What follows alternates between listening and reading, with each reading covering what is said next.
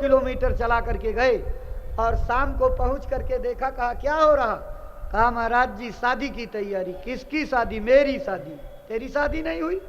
शादी हुई, लेकिन रात को आप हुक्म दे गए कि तेरे में ब्रह्म, तेरी लड़की में ब्रह्म, लड़की की शादी करने में तुझे क्या हर्ज है? कहा मैंने कहा? कहा हाँ। कहा देखा था? कहा देखा था महाराज, आप थे। कहा अच्छा। उसकी देवी को बुलाया, कहा इधर आओ, जाओ एक थाली में ऐसा इंतजाम करके लाओ। थाली में इंतजाम करके आ गया। गुरुजी बैठ गए, थाली रख दी गई। कहा हटाओ इस पे से, कपड़ा हटाया गया। कहा देखो चेला राम, इस दाल में ब्रह्म, रोटी में ब्रह्म, चावल में ब्रह्म, पूड़ी में ब्रह्म, सब्जी में ब्रह्म, खीर में ब्रह्म, रायते में ब्रह्म, सलाद में ब्रह्म। एक कटोरी में मैला यानी टट्टी आई थी। कहा इस टट्टी में ब्रह्म, अब तू सबको समेट करके खा। तो चेला राम का मुंह बिगड़ने लगा। चेला राम ने हाथ जोड़ के कहा गुरुजी सब तो आपके हुक्म पर खा जाएंगे, लेकिन ये मैला नहीं खाएंगे। कहा क्यों बेवकूफ, मैं सामने मौजूद कह रहा हूं ब्रह्म है, तो मेरे सामने कहने को नहीं मानेगा? ब्रह्म है खा। कहे नहीं गुरुजी, अकल कहती है कि मैला खाने की चीज नहीं होती, मैला बाहर फेंकने की चीज होती है।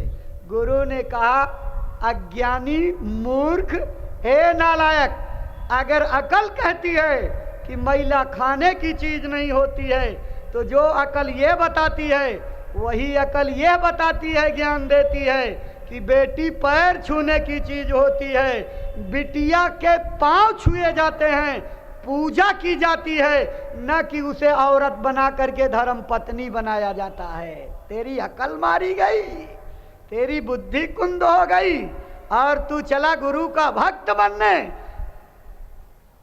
उठा मेरी तरफ नजर देख, उठा नजर मेरी तरफ देख, गौर से देख मेरी आंखों में। जब गौर से देखा तो कहा क्या मेरी जैसी आंखें उस रात के सपने में आने वाले की थी? तो हाथ जोड़ के कहा नहीं गुरुजी, नहीं मिलती थी। तो कहा भरोसा विश्वास क्यों किया? ए प्रेमियों, ए परमार्थी साथियों, ए जिंदगी भर परमार्थ के लिए सारे जिंदगी के सुखों को त्याग देने वाले ए त्यागियों, आपने झोरी और बिस्तर और गठरी बांध के जब चलते थे, सारे रास्ते तड़पते थे गुरुजी कब मिले, कब दर्शन करूं। और आपकी तड़पती भावना को देख करके गेट पर, गाड़ी में टहलते, सड़क पर, मंच पर मिल जाते थे और आप तसल्ली से दर्शन पा करके अपने दिल को ठंडा कर लेते थे। और उसके बाद 3 घंटे, 3.5 घंटे, 2.5 घंटे वचन बाणियों को पकड़ करके गुरुजी की आंखों में आंख टिका करके और 2.5-3 घंटे सत्संग सुनते थे।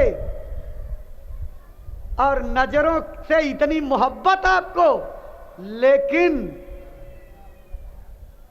जब गुरु जी के भेष की नकल बना करके लोग प्रचार करने लगे और आपको धोखा देने के लिए उन्होंने जब कहना शुरू कर दिया कि अभी तो जिंदा है, प्रकट होंगे, तो आपकी गलती है, उनकी नहीं। उनके लिए तो इशारा कर गए थे सत्संग में, अरे प्रेमियों अभी क्या देखते हो, मेरे जाते ही एक नहीं सैकड़ों जय गुरुदेव बन जाएंगे और अपने अपने अड्डे बना करके पेट पालने का धंधा बना लेंगे। तो गुरु महाराज की बाड़ियों को अगर आप याद करते तो आप भटकते नहीं। आपको गलती आपने की, उनकी गलती नहीं। वो तो इसी काम के लिए भेजे गए हैं, इसी के लिए उतारे जाते हैं कि जाओ और संगत को बिगाड़ करके खत्म कर दो। कैसे? जैसे गोस्वामी बाबा के सत्संग में जब लोगों ने देखा कि पूरी काशी टूट पड़ी, तमाम जैनी, तुर्की, कबीर पंथी, नानक पंथी, सब तमाम कर्मकांडी सनातनी सब लोग उनके सत्संग में, तो खुरापाती दिमाग के लोगों की उपज कि इनकी क्रेडिट को खत्म कैसे किया जाए, इनकी छवि को धूमिल कैसे किया जाए। तो पैसे से एक वेश्या को तैयार किया। आगे जा करके वेश्या बैठ गई, सत्संग सुन रही। 3 घंटे सत्संग सुना और सत्संग सुनने के बाद उस मनमुखी वेश्या ने सारी संगत थी उसी के सामने खड़े होकर के, गुरुजी ये रात को आपका गमछा जो है मेरे कोठे पर छूट गया था, लीजिए। इतना ही काम करना था तो तमाम मन के खुरापी, अरे बाबा ये भी काम करते हैं, यहाँ सत्संग सुनाते हैं और रात को गमछा वहां छूट गया, ये भी काम करते हैं। अब मन माफिक और दुनिया के खुरापाती लोग किनारे होते चले गए, बहुत कम बचे। तो ये तो उसी लिए उतारे गए, ये सब इसी काम के लिए, ताकि आपके बनते हुए परमार्थ को बिगाड़ दिया जाए और आप सचेत नहीं रहे और सचेत न रह करके अपने परमार्थ को बिगाड़ने की राह पर चल पड़े। आपको ही तो मना किया था। 4 साल पहले से हर सत्संग में यही बात सुना करके गए। हर सत्संग के कैसेट और वीडियो रिकॉर्डिंग नजीर हैं। देखिए कि 4 साल से शायद ही कोई सत्संग बाकी हो जिसमें गुरु महाराज ने इस लाइन को आपको प्रेरणा देने के लिए सिखाया ना हो। कबीरा तेरी झोपड़ी गल कटियन के पास, करेंगे सो भरेंगे तू क्यों होत उदास। अगर तेरी झोपड़ी कसाई के बगल में है तो कभी भूल करके मत कहना कि ये कसाई है गला काटता है। अगर भूल करके भी एक बार जबान से कह दिया तो बिना गुनाह किए 4-4, 5-5 हजार बकरियों के काटने की हत्या तुम्हारे ऊपर लद जाएगी और भोगना पड़ेगा। ये इशारा दे करके गए। लेकिन फिर भी बनते भजनानंदी हो, बनते सत्संगी हो, पीठ ठोक करके कहते हो कि 70 के नामदानी, 60 के दशक के नामदानी, और काम क्या करते हो? जब कहीं किसी की निंदा आलोचना शुरू होती है तो चाहे घर से जरूरी काम के लिए बाजार भेजे गए हो, लेकिन उस इमरजेंसी काम को छोड़ करके दवाई लेने भी गए हो कि रोगी जो है जूझ रहा मौत से, लेकिन अगर निंदा आलोचना किसी की होने लगी और नजदीक खिसक जाते हो, स्टूल और कुर्सी और नजदीक, सारा काम वादे पर। और इस कान को खूब चौड़ा करके गुरु जी ने कहा था इन कानों को नाम के अमृत खजाने से भर लेना, और आप निंदा आलोचना के खटाई और अचार भरने की कोशिश कर रहे हो और कहते हो 40 साल से लगे हैं, जूझ रहे हैं, मन को हथौड़ा ले करके तोड़ रहे हैं, वज्र जपाट हो रहा है, टूटता नहीं, बस में आता नहीं। अरे काम उल्टा करोगे तो कैसे आएगा? जब किसी की निंदा आलोचना करोगे, बुराई करोगे, गुरु महाराज ने कहा था अपने काम से काम रखना, दूसरे के अवगुण मत देखना, अपने अवगुणों की ओर नजर रखना। कितनी बार उपदेश दिया कि बुरा जो देखन मैं चला, बुरा न मिलिया कोई, जो दिल ढूंढा आपना मुझसे बुरा न कोई। सबसे बुरा तो मैं हूँ, अपनी बुराई को देखो, दूसरे के गुणों को देखो। अगर यही काम कर लेते तो आपको आज पछताना ना होता, लेकिन आप दूसरे के बुराइयों को तीसरी आंख वाली दूरबीन लगा करके झांकना चाहते हो, पर्दे का राज जानना चाहते हो। अगर पर्दे का राज जानना चाहते हो तो जानो, ये समझ लो कि आपकी भी बुराइयों पर किसी महापुरुष की तीसरी आंख लगी हुई है और आपको देख रहे हैं। आप क्या कर रहे हो वो सब आपकी तमाशबीनी। आप बनते सत्संगी हो और घर के रिश्तों को तार तार कर देते हो और समझते हो कि इसको कोई नहीं देख रहा। सगे रिश्तों में जो है आपने कलंक लगा दिया। आपसे बस इशारा करने की जरूरत है, खोल करके कहने की जरूरत नहीं है। जिस वर्ण संकरता का इशारा विनाश के लिए कृष्ण ने किया, उसका खतरा आपने अपने घरों में पैदा कर लिया। सगे रिश्तों में जो है वो संबंध बन गए और लोग अपने आदर्श और मर्यादित रिश्तों को खत्म करके, और गुरु महाराज, बाद में तो आप रोते हो, गलती कर देने के बाद पछताते हो और सिर्फ पटक पटक करके फोटो पर भी मांगते हो, गुरुजी अब की माफ कर दो, अब की जो है गलती हो गई, अब नहीं करेंगे। लेकिन ऐ प्रेमियों, क्या करोगे? मन की गुलामी में, भोग को आधार मान करके, क्षणिक रस के पाने की इच्छा में गुरु के इस अमृत खजाने को तिलांजलि दे करके, गुरु की सर्वदर्शिता को भूल करके, उनको पीछे ढकेल करके उनकी नजरों के सामने घिनौनी हरकत करते हो और बाद में पछताते हो। अब तो कर्म बन गया, क्या करोगे? का बरसा जब कृषि सुखाने, जब जानवर चर ले जाएंगे खेत तो रखवाली डंडा लेकर के क्या करोगे? ठूठे डंठल की रखवाली करोगे। आपको चरने के पहले रखाना चाहिए कि मेरी फसल चर न जाए। इसलिए प्रेमियों, साधक हो साधक ना, साधक का काम साधने का होता है, साधक का काम बहकने का नहीं होता है। अगर बहक जाए तो उसे असाधु कहते हैं, अगर भटक जाए तो उसे निरासाकत कहते हैं, उसे निरा मनमुखी कहते हैं।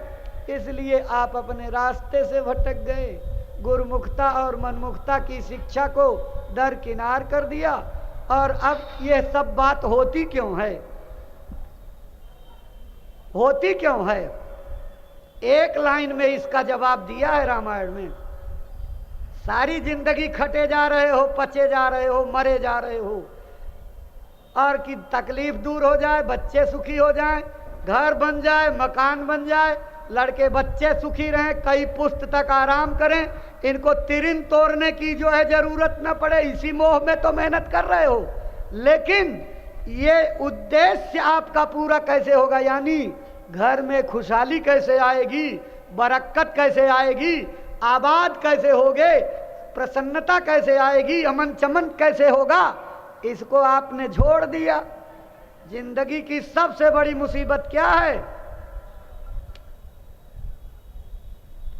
कहा हनुमंत विपत्ति प्रभु सोई, जब तब सुमिरन भजन न होई। जिंदगी की सबसे गाढ़ी मुसीबत यह है कि जब आपका ध्यान भजन सुमिरन यानी घाट पर हाजिरी देना बंद हो जाए। तो आपने कितने दिनों से खूंटी पर टांग दिया है? अब मैं सबका खोल करके नहीं कहूँगा, दिल पर हाथ रख करके रात को सोचना कि जो वो आदमी बोल रहा था क्या वो कुछ हद तक सही कह रहा था। रात को सोचना कि आप सुमिरन ध्यान भजन जो जीवन के कल्याण की चीज थी, अपने आत्मा को जगाने की चीज थी, घर का चरित्र बदल जाने की चीज थी और दशा बदल जाती, उसको आपने छोड़ रखा है। और जो कर रहे हैं वो कैसे कर रहे हैं वो भी जरा एक नजर डाल लीजिए, कैसे करते हैं।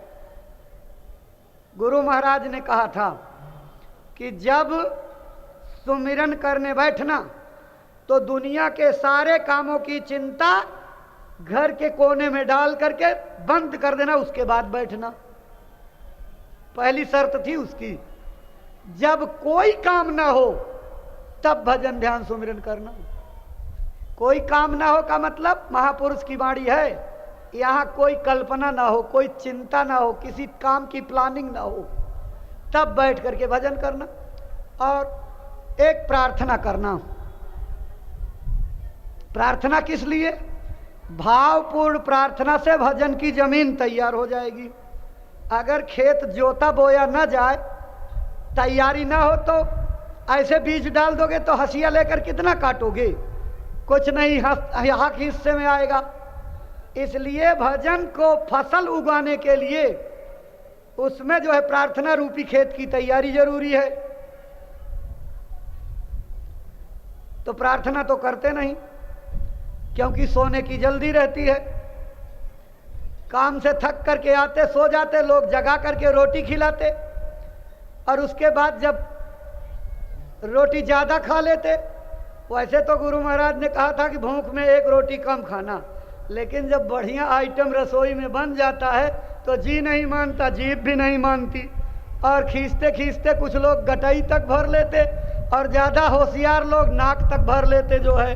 और जब रात को पेट डंप हो जाता तो पेट पर हाथ सोहरा करके 1 किलोमीटर तक बाँ बाँ की डकार लगाते, पतंजलि का चूर्ण और लवण भास्कर की तलाश करते, पूरी रात तो जागने में बीत जाती, तो भजन कब करोगे? अगर एक रोटी भोजन से कम खाते, जल्दी पच जाता, आलस नहीं आता, फुर्ती रहती तब।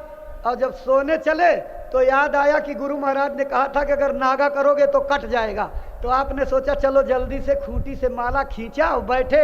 अभी आंख बंद नहीं हो पाई और खुली आंख से माला शुरू हो गई, क्योंकि सोने की जल्दी है ना। और इतनी रफ्तार से ये फ्रंटियर मेल राजधानी शताब्दी जन शताब्दी क्या चलती होगी, जय गुरुदेव जय गुरुदेव जय गुरुदेव, खट खट खट खट खट खट खट खट, इतनी रफ्तार से। और जब कहीं इस बीच में यहाँ मच्छर काटने लगा, तो अब इस मच्छर वाले हाथ को माला से कैसे मारे, खंडित हो जाएगा। तो सोचते हैं धर्म सेवक का बच जाए, तो इस माला को, इस हाथ को उधार पकड़ा देते, थोड़ी देर पकड़े रहो उधार कैजुअल पर, और पटक करके इसको फिर पकड़ करके करने लगते हो। तो इस गति से माला कर रहे हो और शिकायत करते हो भजन नहीं बन रहा। अपने कर्तव्य की जो है समीक्षा करो, हम कैसे कर रहे हैं। और ये बहनें माताएं तो बड़ी व्यस्त रहती हैं, सवेरे उठे टिफिन बनाना, बच्चों को स्कूल भेजना, कपड़े धुलना, और फिर चटनी पीसना, रसोई में बनाना, कपड़े धुलना, बर्तन साफ करना, पोछा झाड़ू लगाना, रात को 11 बजे सोना, और फिर सबसे पहले जल्दी उठ जाना। इनको समय नहीं मिलता। तो ये कितनी चालाकी करती हैं। जिस समय सोचती हैं कि कुकर को चढ़ा दिया चूल्हे पर, अब जब तक ये सीटी नहीं बजाए तब तक लाओ गुरुजी का सुमिरन ही कर लें, तो बैठ गई माला लेकर। लेकिन बेचारा इतना निर्दयी कुकर कि तीसरी माला पर सीटी बजा देता, और तीसरी माला होते होते अब अगर सुमिरन पूरा करें तो कुकर दग जाए, और कुकर न बचावें तो सुमिरन छूट जाए। अब गजब सांप छछुंदर की। तो असली रास्ता यह है कि सुमिरन छूट जाए तो कल भी हो जाएगा, और इसको तो बचाना जरूरी नहीं, घर में तो जो है बड़ी छीछा लेदर हो जाएगी। तो माला वहीं पूरी और आज का सुमिरन भी पूरा जो है। तो इस तरह से अपने कर्तव्य की इतिश्री कर रहे हो और सोचते हो कि दया हो जाए, गुरुजी छप्पर फाड़ दया कर लें। छप्पर फाड़ दया से काम नहीं बनेगा। एक लड़के ने बहुत जिद किया, शायद ज़्यादा देर भी हो रही है, इसलिए जो है लड़के ने जिद किया, स्वामी जी से कहा स्वामी जी आप दया कर दीजिए, मेरी आंख को खोल दीजिए। स्वामी जी ने कहा बच्चा बर्दाश्त नहीं कर पाओगे। शुरुआत के समय की बात है, जब गिनती के लोग संगत में थे। अरे हाँ, 1000-2000 लोग आते जाते थे भंडारे में। स्वामी जी ने कहा बच्चा बर्दाश्त नहीं कर पाओगे। कहा नहीं गुरुजी कर दीजिए। घर के लोगों ने कहा महाराज इतनी फरियाद कर रहा कुछ दया। कहा तुम ही लोग परेशान हो गए। कहा नहीं महाराज, हम जो होगा देख लेंगे। तो गुरु महाराज ने कहा अच्छा चलो सब लोग जाओ यहाँ से। सबको अलग कर दिया, कमरा बंद कर रखा। मेरी तरफ देखो, और देख कर कहा मेरी नज़रों में देखो, और कहा आप बंद कर लो आँख। स्वामी जी बंद किए, उठ करके गायब हो गए। अब बस अब पगला गया उसको, जो है लगा हाव भाव बकने, इधर उधर करने, होश चेत गायब। और स्वामी जी महाराज ने तुरंत यहाँ से दिल्ली गए और फ्लाइट का टिकट लेकर के कलकत्ता चले गए। लोगों ने पता किया बाबा कहाँ गए, कहें भैया दिल्ली गए। दिल्ली चले गए। दिल्ली पता लगा, वहाँ वकील लेन में उस समय होता था सत्संग, तो वहाँ पता लगा कि वो तो चले गए जो है कलकत्ता। तो लोगों को इतनी जल्दी थी कि इसका इलाज तो सिर्फ बाबा जी करेंगे और कोई नहीं। हवाई जहाज का टिकट कटाया, बच्चे को 2-3 लो करके कलकत्ता पहुँचे। जब कलकत्ता उतरे तो वहाँ हवाई जहाज पर सत्संगी पोर्ट पर मिल गए। कहा भैया कैसे, कहें वो बाबा जी इधर। हाँ अभी उड़ करके बम्बई चले गए। तो बम्बई की फ्लाइट पकड़ा, और जब बम्बई पहुंचे तो वहाँ पोर्ट पर लोग मिले। कहा भैया गुरु महाराज आए थे। हाँ आए थे, लेकिन अभी ये देखो उड़ी फ्लाइट है, अहमदाबाद चले गए। अब अहमदाबाद, फिर जब अहमदाबाद पीछे पीछे हवाई जहाज से, और जब अहमदाबाद पहुंचे पता लगा तो दिल्ली रवाना हो गए। दिल्ली पहुंचे पता लगा मथुरा पहुंच गए। मथुरा में आए, स्वामी जी से मुलाकात हुई। तो स्वामी जी महाराज ने कहा कि मैंने तो पहले मना किया था, लेकिन अब इसको ले जाओ, समाधि गुरु महाराज की है, वहीं इसको कहो सुबह से शाम तक जब ये थके नहीं, वहाँ यहाँ से वहाँ मैदान में लोट लगावे। उसी धूल में बिना कपड़े के लोटे, धीरे धीरे दया हो जाएगी। 2.5-3 महीने उस व्यक्ति ने इस जगह लोट लगाई, और लोट लगाने के बाद तब सामान्य स्थिति हुई। वो भी दिमागी तौर पर दुरुस्त नहीं हुआ।